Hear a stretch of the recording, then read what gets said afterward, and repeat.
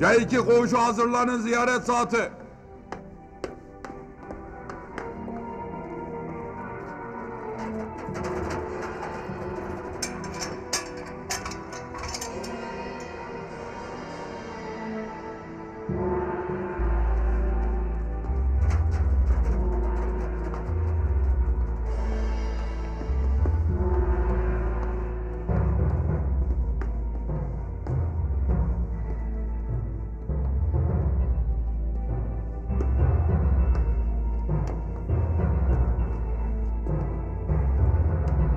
Buyur dostum. Sağ olun. Afiyet olsun. Azad'ın duruşması hangi gündü? Azat'ın duruşması geçtiğimiz cumaydı.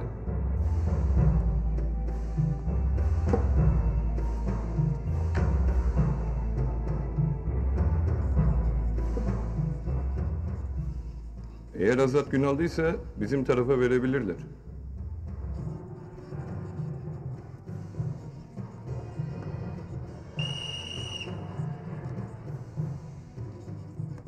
Ulan Zülfü, senin düdüğünü bir elime geçirirsem. Suç bu papağanda değil ki. Bunu öttürten de.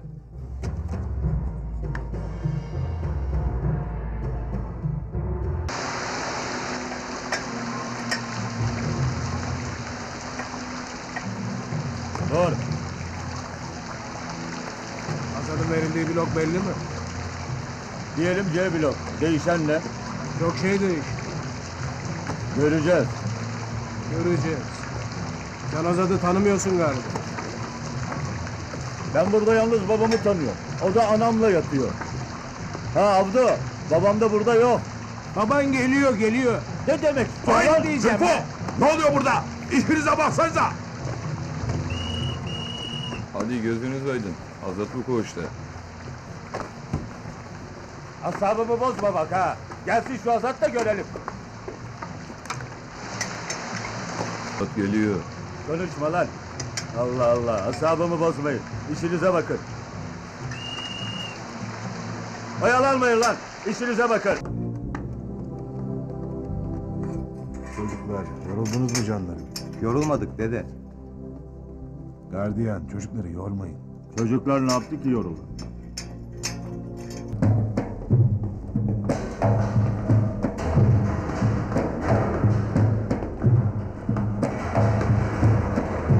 Azat'ı getirdiler. Azat geldi.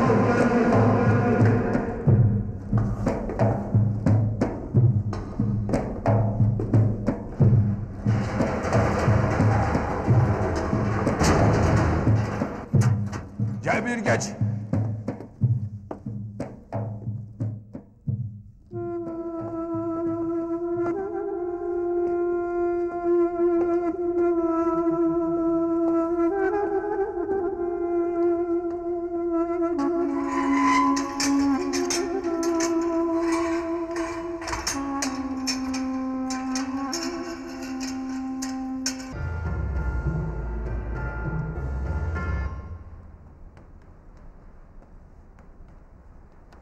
Bu gariban da bu havada nöbette yazık. Devre! Kolay gelsin. Sağ ol, Allah razı olsun. Kaç gün sayısın ahbap? Karanlık. Allah yardımcın olsun. Senin de işin zor. Sağ ol. Zülfü, asıl senin işin zor. Azat'la aran nasıl? Azat kim ya? Azat ne yazar bana? Tövbe tövbe. Tövbe tövbe. Belli, belli. Azat kim ya?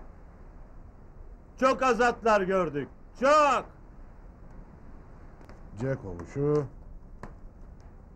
Azat Drejan. Zülfü! Ağana mektup var. Ne diyorsun? Kaç tane C var? 2 tane C var. Ağana da mektup var. Bir de ağa mı çıktı başımıza ya? Allah Allah.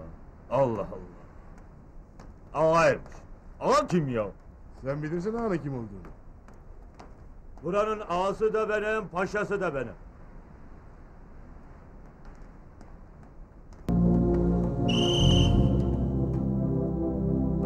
Ulan Zülfü! Azat'a gıcık vermek için çalayım değil mi? Azat kim lan Azat? Azat dediğin kim?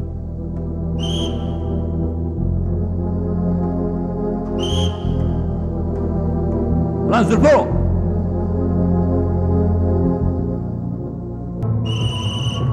Zülfo! Buyur abi. Gel bakalım buraya. Neydi o gece düdük sesleri lan? Hele gündüz neyse gece ne oluyor he? Abime bak ya, ben çalar mıyım ya? Bizim gardiyan başıdır.